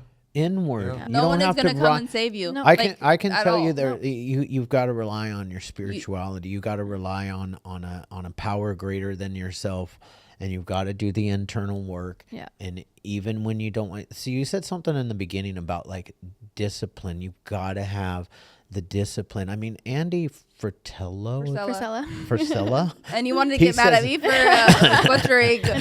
Yeah, I literally at least got it right. Damn, I it's was one of like, her- yeah, I had a little pizzazz on yeah. it. Yeah. I love the guy too. Yeah. You know, I'm just gonna call Andy, him. I'm just gonna call him I Andy. apologize on his behalf, Yeah, because butchering your last name. he probably goes this deep into our podcast if he even watches it. Yeah, Right, Shane? What were you going to say? yeah. What were I you don't gonna say? remember now. I my knew God. it. Ask me. No. Ask me. Andy talks about like discipline, like Yeah. doing the discipline Yeah. because that's what actually builds your character. Honestly, Everything. to answer your question, Andy is a huge reason as to why I've gotten as far Wow, as I have nice. to. Wow. Huge. Because I started following him when I Yeah. was with First Form. So back in, 2012, 2013, Yeah, somewhere around there. yeah. And just the messages he speaks. And at that point in my life when I first found him, I needed a little like slap of reality. Like sometimes you need someone to like punch you in the face a little bit. Wake up. Yeah. And he does that. And I love that. And just the messages he speaks and he talks the talk, Practices walks what he the pre- talk. yeah. Yeah. He practices what he preaches. And 75 Hard has helped me so much. And everything that he has implemented is just, I don't think I'd be where I am without him. Yeah. So he's someone I for definitely you. look up to a lot. Good for you. Yeah, that's awesome. Yeah, you gotta have mentors like that. People that you really Have to. Well, and Yeah. people that are actually walking the walk. Yeah. Because Yes. right now, there's a lot of people. There's a lot of like coaches Yeah. and things that we Oh, see out God. there I I that haven't done anything. I haven't done I anything, can't and their life stand is them. shambles. Yeah. Yet you're they- over they- here you- paying them money. It's like, Yeah. what are you doing? know what they do? They go to they have like a buddy. Some of these guys have like buddies that actually like work at airports and stuff. Or dealerships. And car dealerships, and they go to these places and they get on the airplanes. Yeah, and it's they, fake. It's all and fake. They, and they do. Yeah, they Ain't really flying on those fake airplanes. stuff. It's like social media, right? Like so much of social media is fake. But That's wild, dude. They Because how can you they not- rent their cars, they rent their house. See, That's okay, sad. going back It's to there, like and they sell being- you snake oil. being a good person. That's Yes. not being a good person. No. You're lying. You're a Yeah. fraud. Zero like that's integrity. crazy. You can't feel good about yourself when you're doing that. Yeah. Right?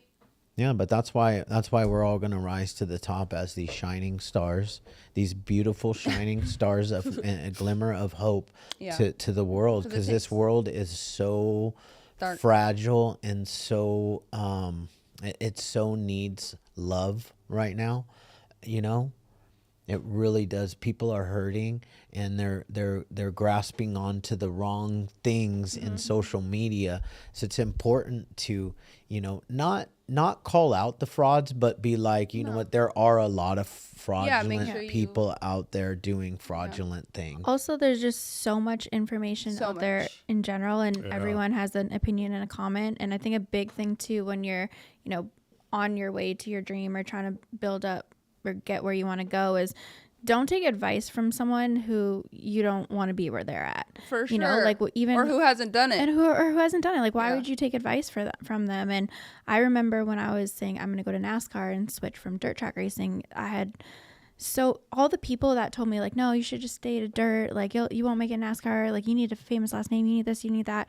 All the people that said those comments to me were because they had tried and failed, or they had never tried at all.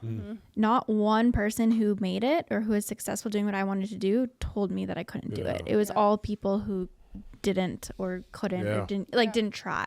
So when you're asking advice from people, I think it's really important to know the source that you're asking. 100%. It goes with like the whole coaching thing. It's like you're not going to ask financial advice from somebody that's broke. Exactly. Or doesn't know how to use their money, right? That doesn't make any sense. Yet you have this financial so-called advisor wanting to give you advice about your money, and he has none. Yeah. Like that doesn't make any sense. How much are you making in your stocks? Yeah.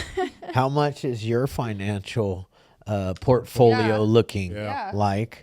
Because like if yours isn't badass, Totally. then I want no part of it. None.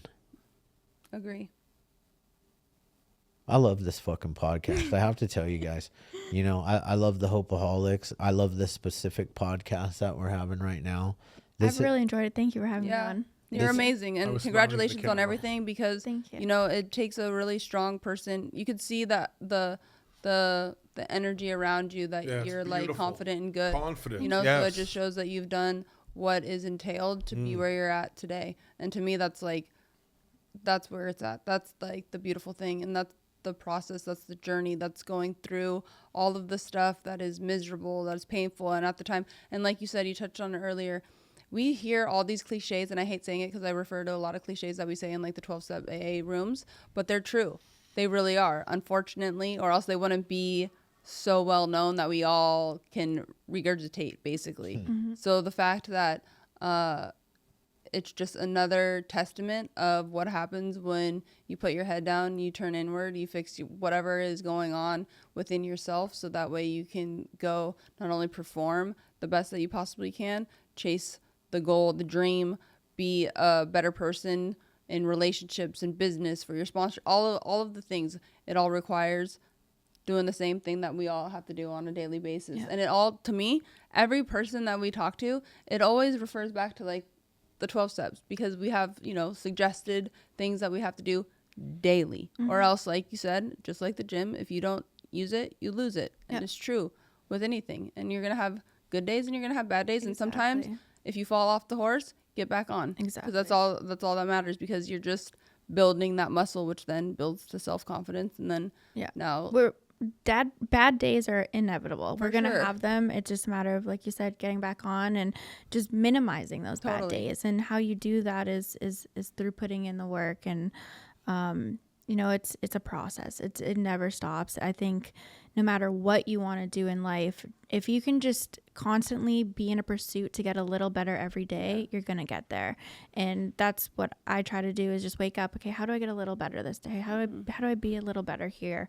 There's so many different aspects we can be better on, right? From business to relationships to mindset to everything. And if we can just continually, as a collective in America and North America, in the world, if we can all just be like, how do we get a little bit better every single day, then I think it would make this world a better place. Honestly. Yeah. Kinder. Yeah. Yeah. The kinder coupon. The kinder coupon. Did you ever notice that when she says resources? Did you see she had the Z too? Yeah. Did I? told you. Yeah. That's one of those Shane words that I was telling you about. Resources. He always says resources, and I'm like, what? What's that? That's Canadian. What's a resource? It's a Z. It's not it's a Z. It's a zebra. See, he says Zed. Zebra. She didn't know that the Z was like, a Z. huh? I don't know. Yeah, I have, I don't know. Resources. No, in Canada, typically, and they may have stopped it. It used to be XYZ instead of XYZ. Your alphabet. Yeah. Alphabet. Okay. It's so long ago I learned the alphabet. I don't remember what it is. Yeah.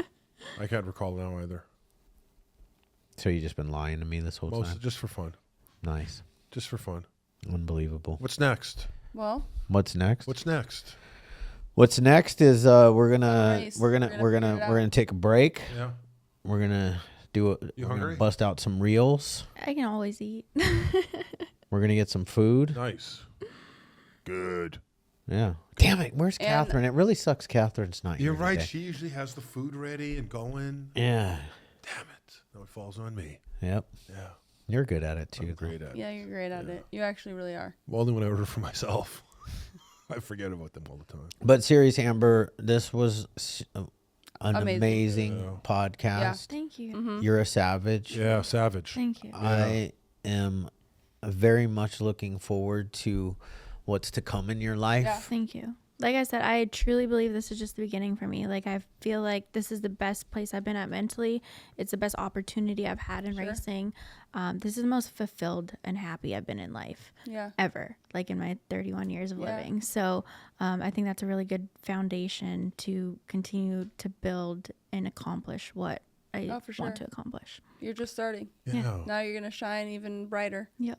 It's so nice to meet a nice, powerful woman. You know what I mean? Like, I mean, there's strong well, girls. right No, I didn't mean that. I mean, No, I mean, I literally, though, in Natalie and Shane can probably, attest to this. I surround myself with powerful women. From my wife to Natalie to Catherine, which I wish Peter. you got to meet her. My ex-wife works 2 doors down. She's strong. Yeah, and very. mean. Cindy, Really mean. my mom. Oh, geez, I have the most Penny. powerful Italian mom. Yeah. She is. Watch out for Penny. She is the matriarch of the family, Yeah. and she's lost 70 pounds. She looks amazing, Yeah, she does. right?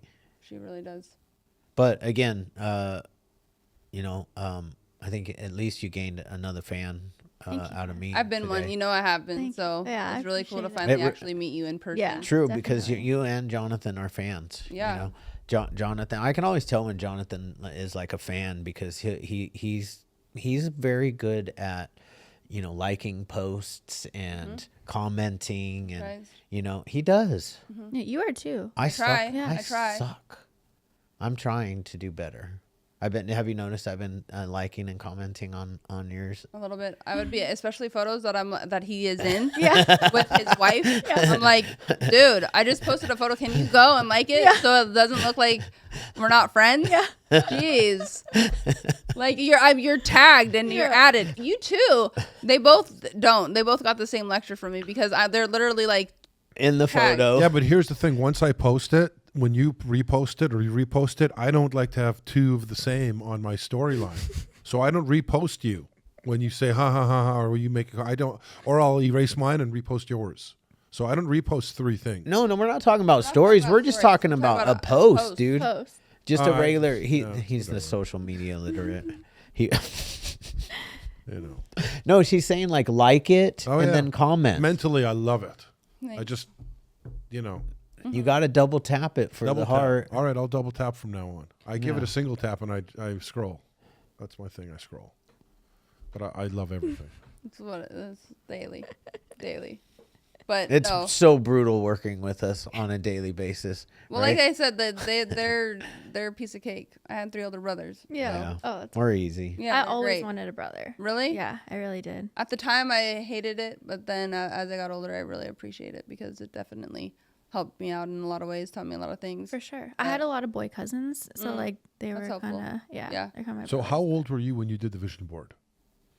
I was in 2013, so like was just like- over 10 years ago. Yeah, 10 years ago. So that's dude. pretty awesome that she could do a vision board. You're on it, and here 10 years later, she. Yeah, it's Yeah. wild. Now here's a Incredible. funny story Pretty though. crazy. Like good. I really like wild. told all my friends that, and like my mom, and they're all just like, "Whoa!" And I was like, "I know." Like That is that's so that's wild. why I'm like energy, like the way, like there's no coincidence. So This is there's awesome. not, and I'm going to tell you a story because Natalie, it wasn't a vision board, but it was a journal Yeah. that she had, which is a vision. It was a vision Yeah. journal. Yeah, yeah. She had written down that Shane and 10 Chad? No, 10 years ago, in her journal, she wrote down. Imagine. Look at you. That'd be trippy.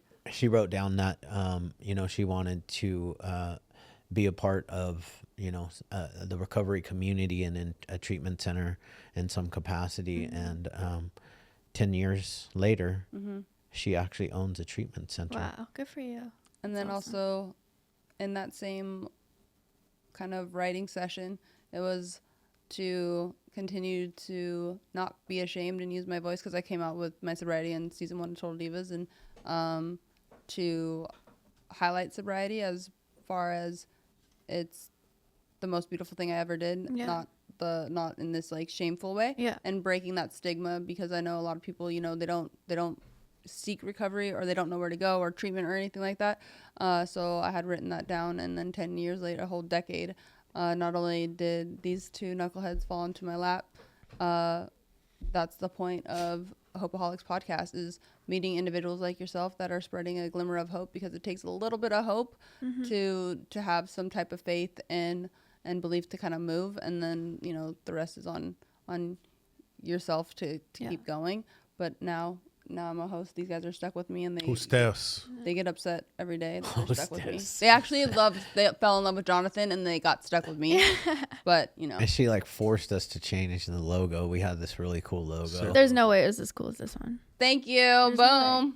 You got the pink. Thank you. I know the pink makes it pop a lot. I like it a lot. Adding the pink is like, you It was guys, I really, just like really- stepped your guys' game up big time. Yeah, I know. Now you're stuck with pink hair for a bit though. But know. Chad, to go to your point of like, thoughts become things, Yes. things become actions, actions become reality. it. Like, it's so true. Like the amount of seeds you plant, and like just your thoughts. 100%. Like it before you wrote that down, you thought about it, right? And like everything I've experienced in life is because I've thought about it before, and that's why like I visualize so much. Like the amount of times I have visualized me winning is like I'm like, I know it's gonna happen. It's already happened. I'm just not in that timeline yet. Oh, it's coming. Yeah, and like I visualized moving to North Carolina. I visualized everything I've accomplished. Yeah, but I think that's we learned that in athletics. I played hockey since 3 years old. That was something they taught you. Yeah. Go to bed, think of every scenario in the corner. The puck comes here, it bounces there, and then Is that why I was late to the game? it's just boom. It's natural. It's Yeah. natural. It Yeah. just I think the You feel only it. It's an athlete downside thing. though is then when you actually get it, you're not as surprised or like excited as you thought you'd be, because you're like, I've already experienced it because I've Yes. visualized it so Yes. many times. Yeah. Yeah. Yeah. And it's way cooler in my visualization. Yeah. What's really going down here. Yeah. Yeah. And I thought I was going to get Just a lot like- more money. Oh my God. Just like my relapse, I thought it was going to be way cooler than it was, Yeah. but Exactly. it wasn't. too. No, No. I couldn't agree with you more. And that's the mindset that I want to really help instill in people that don't have it yet, because so many people, they plant negative seeds. Yeah. It doesn't matter what seeds you plant. You start planting negative seeds, you grow You're gonna get negative results. you grow negative results. Yeah. So, you This just controls everything. everything. It's the most powerful tool, your It mind, your is. brain, because just when you don't want to do something, it's like, yeah, that's a feeling. You tell your feeling to Yes. fuck off. I'm in control. We're doing this. Yeah. This is what we do. We get up.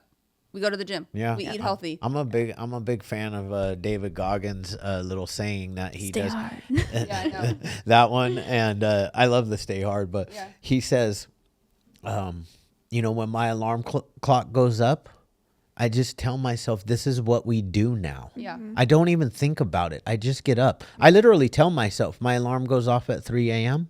and I go, this is what we do now. We do know that you're not a morning person. What I mean, I'm not either, but I'm like, what does your normal morning time start? Honestly, it's different every day. Is Like, it? Depends what I have going on. Like if I just have more of a relaxed, like normal training day, or if I have like shoots, or if it's a race day, like it's different every single day. So that's why.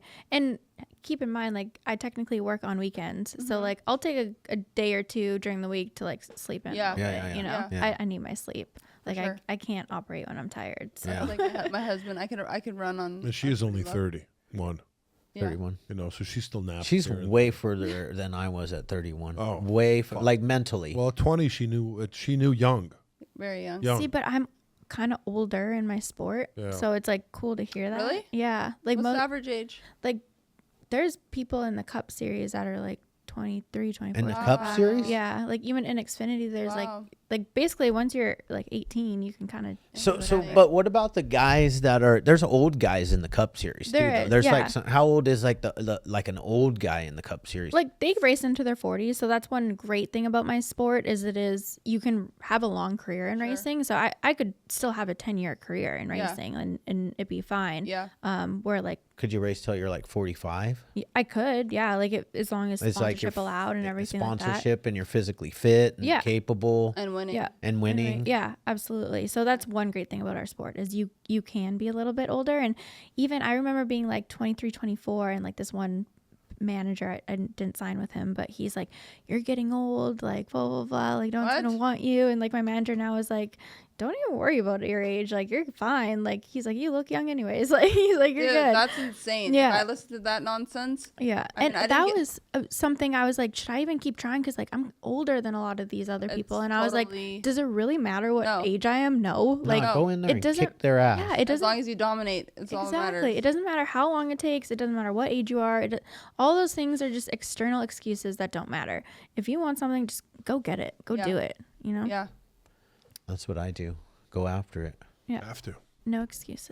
No excuses. Go after your dreams. Go after your dreams and don't be a pussy. Yeah. Buckle up, sweetheart. Buckle up. When you sign up to go after your dreams, buckle up because it ain't an easy road to get there. Your dreams are the hard road, but they're the most rewarding road of the whole entire book of life. Yeah. You were stumbling there for a second. Yeah, You didn't know what you were going to say next. I was looking. I was confused too at first, and then you came up okay. I always come up with. Well, not always. Yeah, pretty much always. No, sometimes. No, I'm joking. You always Yeah. pull it through. Yeah, because I didn't want to. It wasn't the journey. It's the book of life. Yeah. I mean, you know, when you decide to sign up for your dreams, that's a rough road. Yeah. I wish more people would take the jump. Like, I feel like so many people just kind of settle for their lives. And, like, They're they scared. have this They're just scared. dream and they have this, like, oh, I want to be so cool to do this. But they just settle and they don't try. And I wish more people would just, like, you know what? Let's just go for it. Because it's hard, but it's worth it. For sure. I think but that's also why we get to appreciate the ones that do say, fuck it, I'm going to roll. I'm going to do it. I'm going to gamble. I'm going to go for it. If I fall on my face, well, then, you know, because it's not made for everybody. Because it takes some tough skin. It is not for everyone. It really is. This road is not for everyone. But if you believe it's for you and you want it, I think you should For sure. try. And don't be salty if you see somebody else do it and you're not. That just means that you were too scared to fail. The first, like, 6-7 years that I moved down, I've lived there for 7 years. The first, like, 3 or 4 years, I watched people get the opportunities I wanted over and over and over and over. And, like, that's when you're like, okay, now I have to deal with, like, hard. Jealousy. And, like, hard. Totally. Yeah, like, I can't be a jealous person anymore. Yep. I need to be happy for others. sure. Like, you literally learn through every Oh, my God, I had to work thing. on that so much. Yeah. I mean, I wouldn't do anything actively. I mean, my husband would hear earful. Yep. But, you know, thank God that I married somebody that is a really good person and logical and normal and steers me the right direction, because he's like, you can't be like that, because God's not going to give you shit. Nope. If you're just sitting over here wanting somebody else's, that's for them. Yep. Yours will come. And sometimes it's just not your time. Totally. You know? It'll come. Yeah. It'll come. When be it's happy for supposed them. to. Yeah. Come when it's supposed to. I really believe, because I'm like, why did everything take so long for me? You weren't and ready. I wasn't ready. I thought I was ready, but I wasn't. And if I had all the opportunities I have right now, like 5-6 years ago, I would have blown it up in some bad way. I wouldn't have had the skills and the knowledge and the mindset, the maturity to be able to handle it in a way that to make it last. And that's the thing. We want to make this last as long as possible. So, yeah. Trust the timing. Trust the timing. It sucks sometimes because it is like, you know, it's hard to hang in there. I'm impatient as hell. Oh, me too. I want everything like yesterday. Yeah, same. So it is really difficult, but it is very, very true, because your time will come at the perfect timing for you to actually relish in everything that you want. Because like you said, if you had gotten that 5 years prior, you probably would have been here for a second and gone. Yeah. Because you wouldn't be able, you don't have the maturity or the growth or everything else that came within the last 5 years that you had to go through. Yep. 100%. Well, on that note, we have our shirts and we're ready to go support you at one of your races. Yeah. But you're amazing. Thank you you for coming out here. Thank you for Thank you for sharing your having me. story Yeah, on the podcast. And it was an a awesome trip podcast. to hear your full circle. Yeah. It almost, you know, I think you would have been the first person almost like choked me up for a second, just because it's a crazy ass story. But It is crazy. it's amazing. It's like, this is why this whole thing, even though it was created out of a tragedy, it's a beautiful thing. Yeah. So I'm grateful for it. I know that like my son-in-law would be super proud. I actually have this belief that he's him and we got a little what do you call that? Jersey of my son-in-law. But Shane and I also lost another friend a few months later from fentanyl as well.